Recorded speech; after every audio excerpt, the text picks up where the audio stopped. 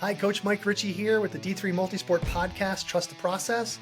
In this week's episode, I have six-time national champion Coach Jim Hallberg with me. Jim and I discuss Zone 2 training, which has been kind of a buzzword the last 6 months.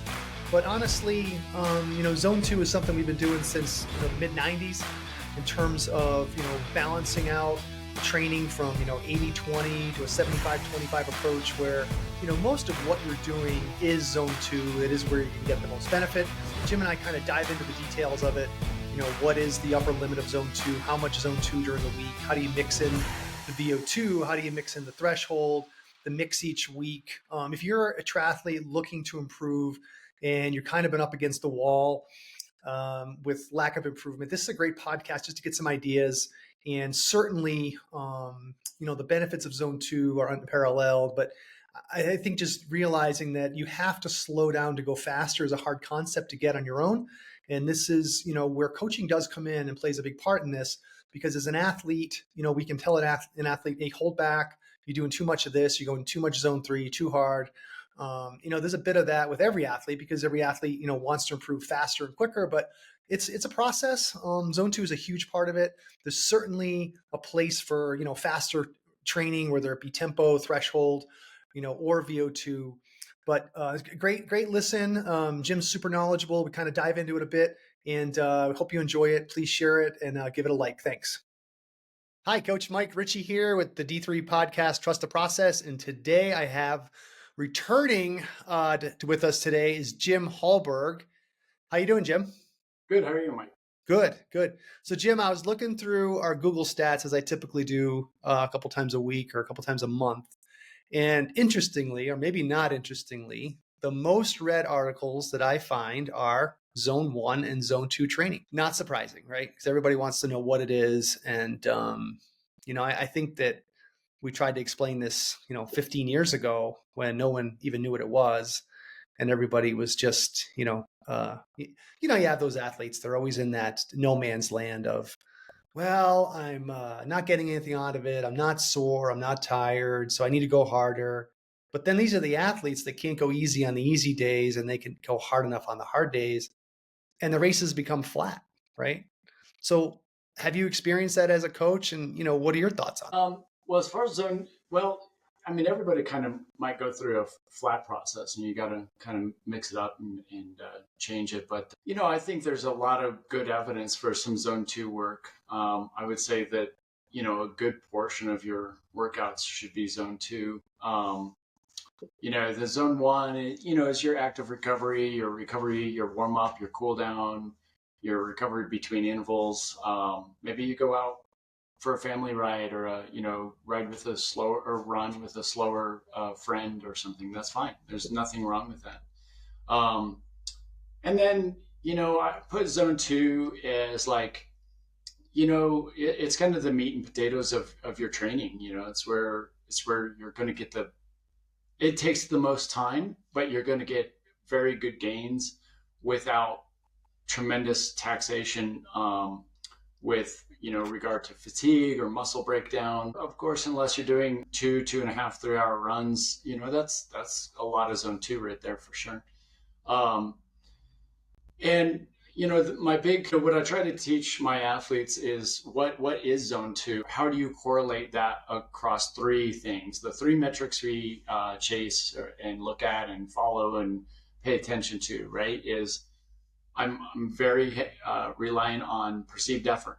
What does perceived effort mean? It means you're pretty comfortable. You're not stressing. You're not breathing hard. Your muscles aren't burning. You could probably, for the most part, have a conversation. Heart rate is going to be probably, give or take, about 80% of threshold, 70% of max. A lot of people don't really truly test their max, so I usually use threshold. And then what is that for pace?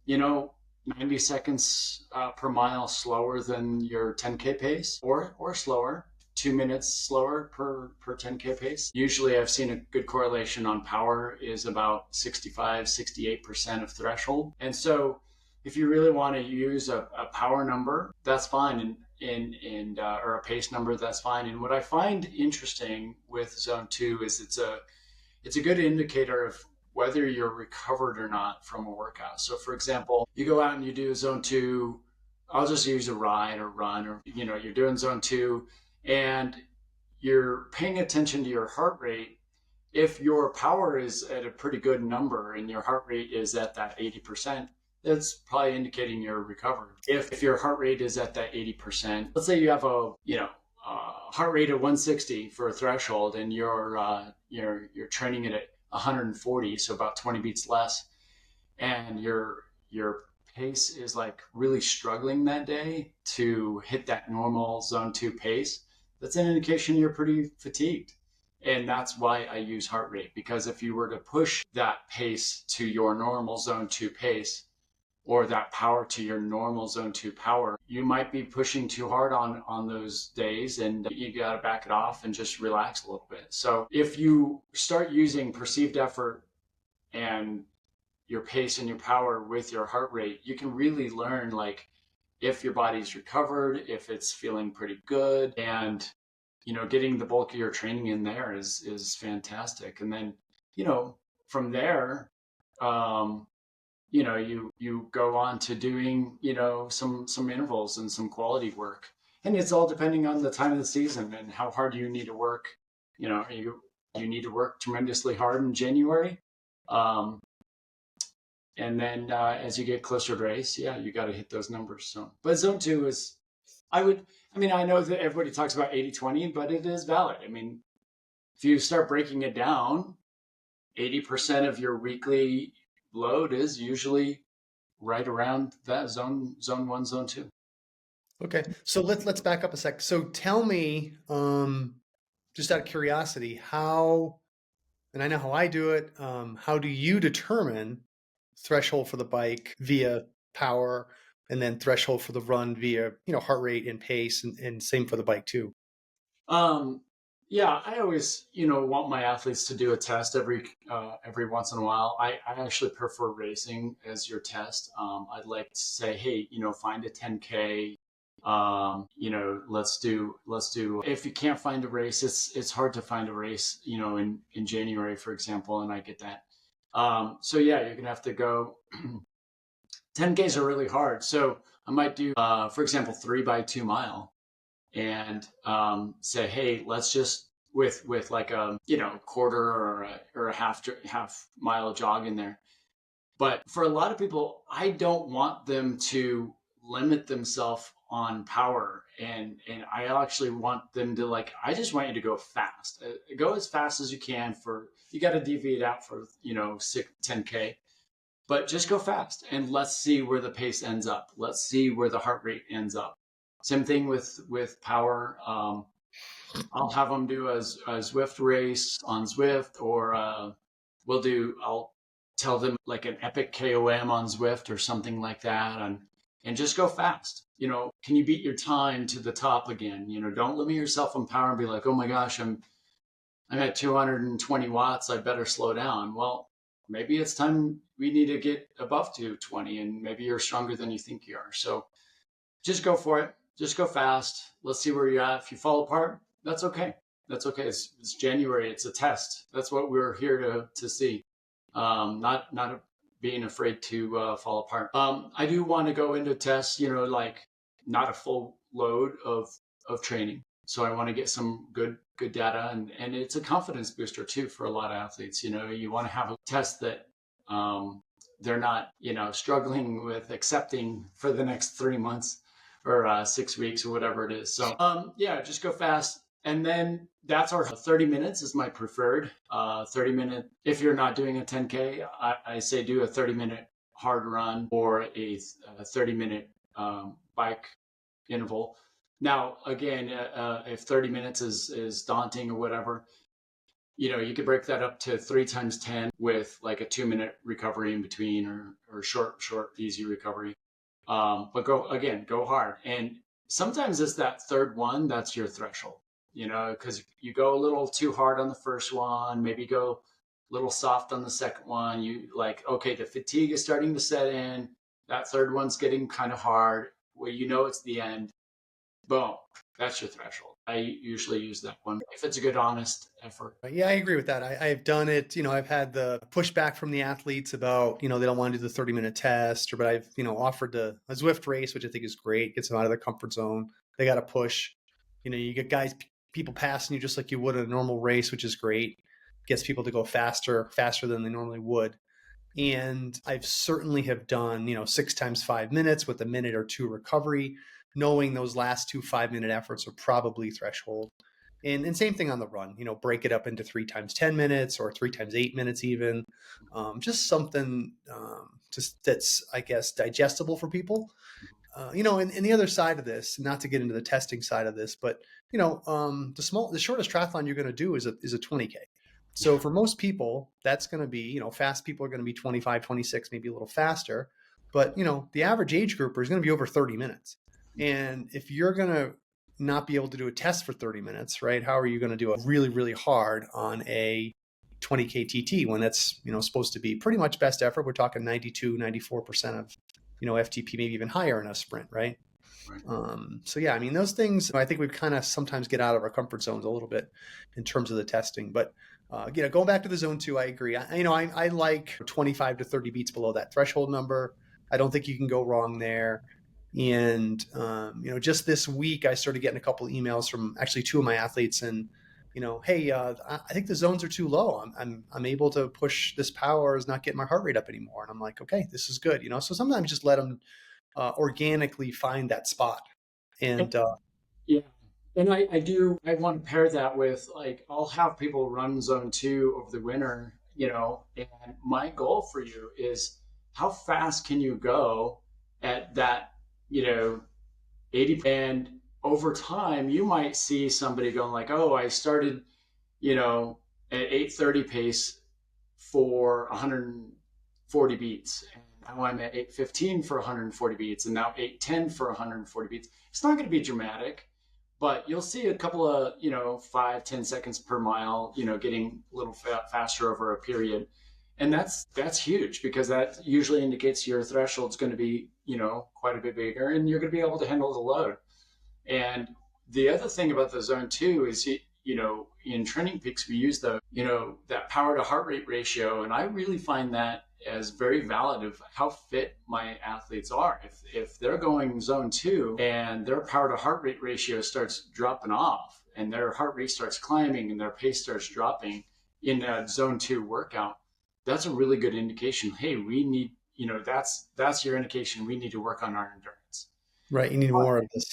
If, I think 8% is acceptable, but I actually prefer my athletes to be 5 or below. I think that's acceptable for a heart rate deviation, assuming all things being equal, you didn't start off at 60 degrees and finish at 90 degrees and right. The humidity is crushing you. But if all things being equal, that's a good fitness indicator. And when you can do a long run at zone 2 and you have very little heart rate deviation, you're ready to go and you're ready to, get after it with some good quality intervals too. So. And you're talking about the decoupling, right? In terms of, okay.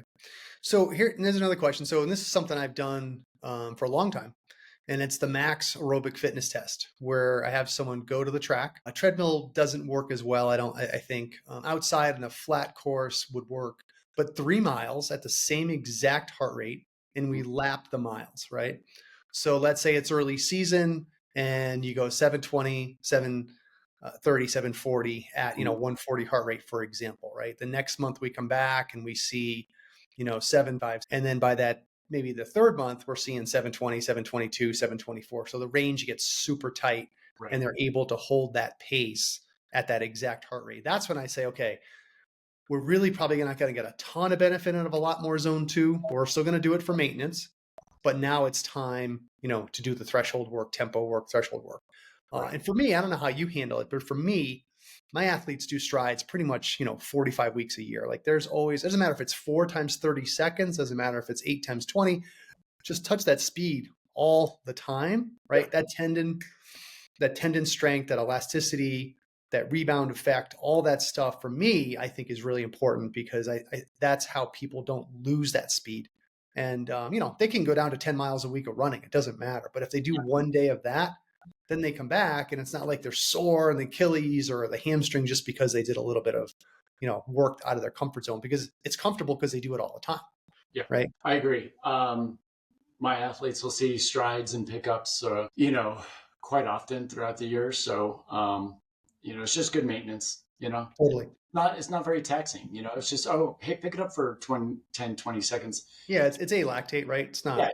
And a lot of times I really, those are the great days where it's perceived effort. I don't need you to hit some magic pace. Right. Um, it's just like, hey, just pick it up, push it to the stoplight or the stop sign, or, 20 seconds, 30 seconds, just have fun with it, just randomize it, make 6 of them throughout your 45-minute run.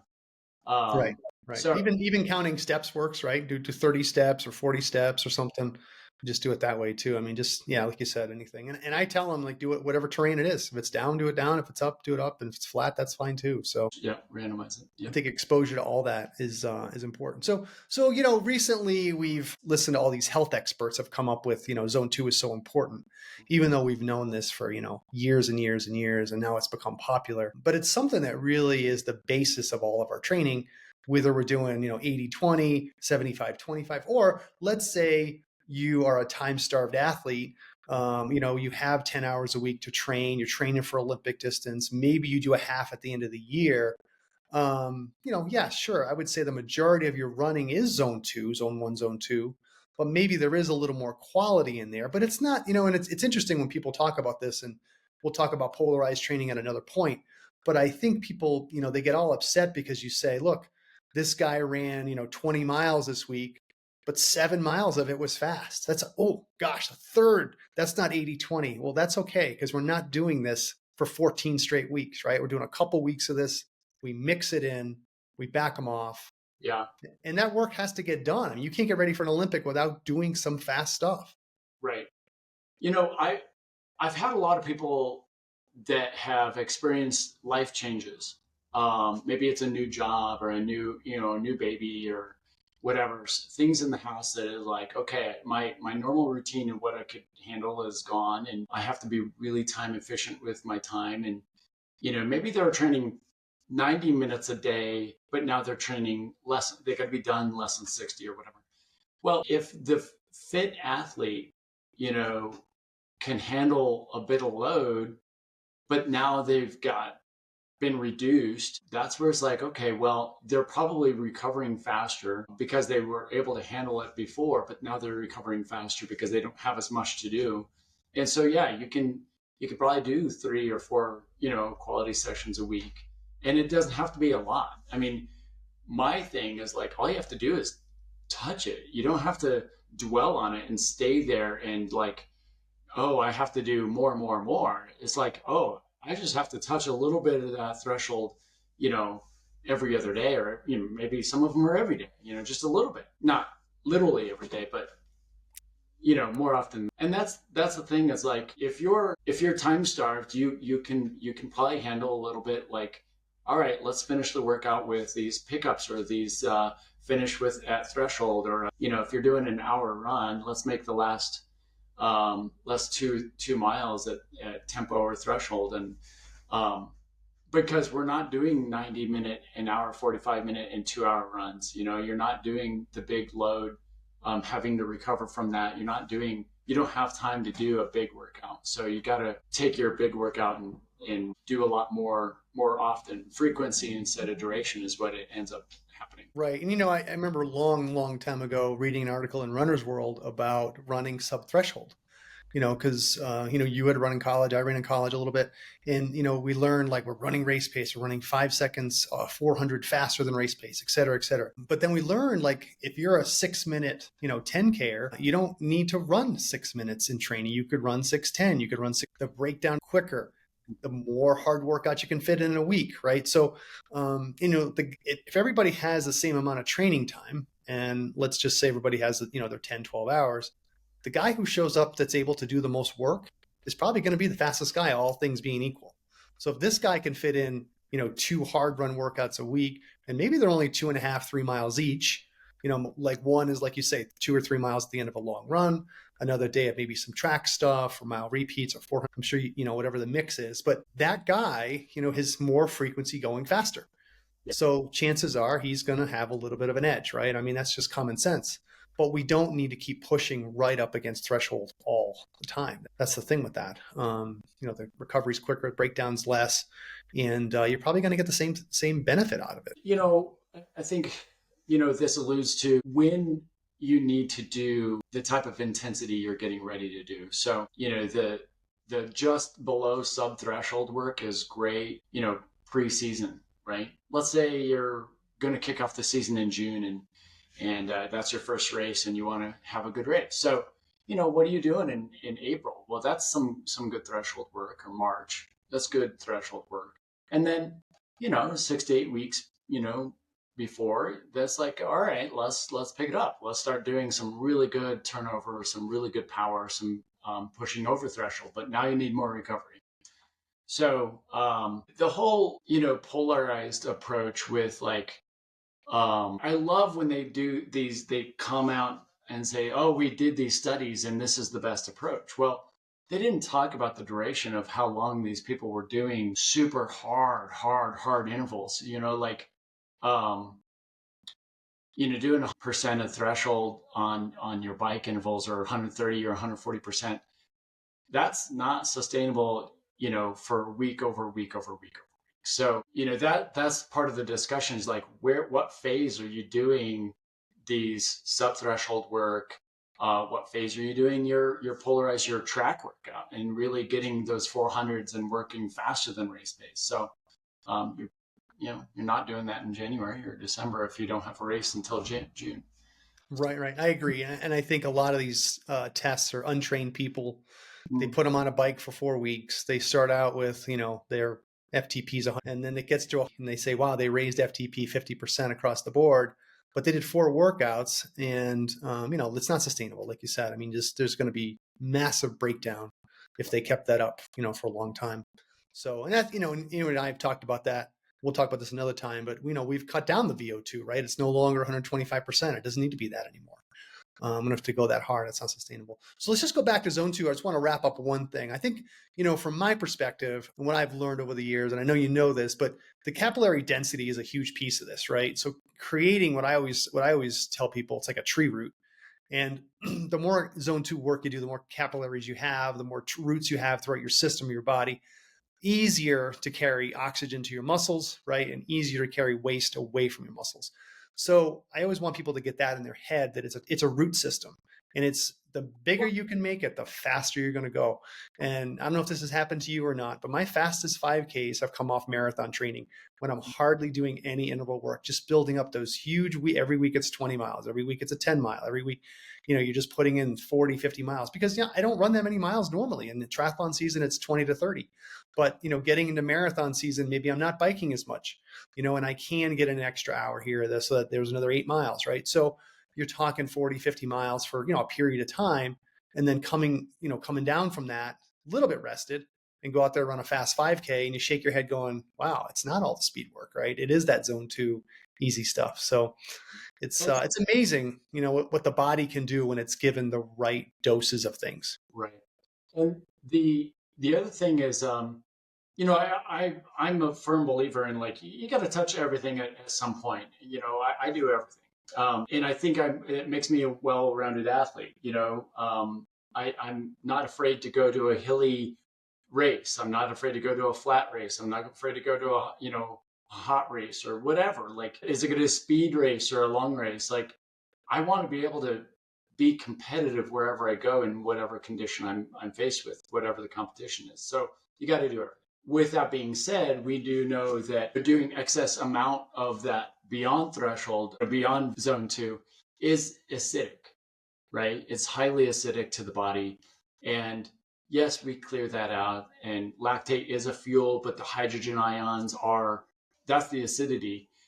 That's the muscle breakdown. That's where it's going to eat away at your mitochondria that you've been building up in that zone 2. So you've got to really pair it very carefully. Again, you need to touch it, but not dwell on it, because if you're just doing too many of those workouts, too hard for too long, that's where you start going flat. And that's where you're not going to progress because your body's just probably just breaking down with too much acidity. Right. Just not enough recovery and just continually breaking down.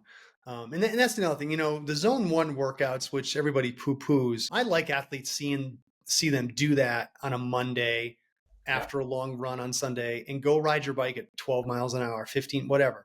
Like just go ride super easy, clear everything. It's like a self-massage almost, right? Just clearing everything out of the system. You feel like garbage the whole ride. You're going slow. It sucks. It's boring. The next day you get up and you got the spring in your step and you're like, okay, this is the right thing to do. That's when you know. That's when you know. I've taken my dogs just for a walk when my daughter was little, and I would do a hard race, and the next day her and I would go to the lazy river in the pool and play tag in the lazy river. That was the best recovery I can remember doing. It was awesome because it was fun and relaxing, and I got out, and the next day I didn't feel like I had raced. And well, I don't have somebody to go to lazy river with anymore, but I do recommend that to my athletes. Like I said, it could be riding with your wife down to the grocery store, or walking the dogs, or going to the lazy river with your young child. It doesn't have to be like looking at the Garmin. It doesn't have to be like, oh, I have to hit this X amount of watts or this power or pace or heart rate.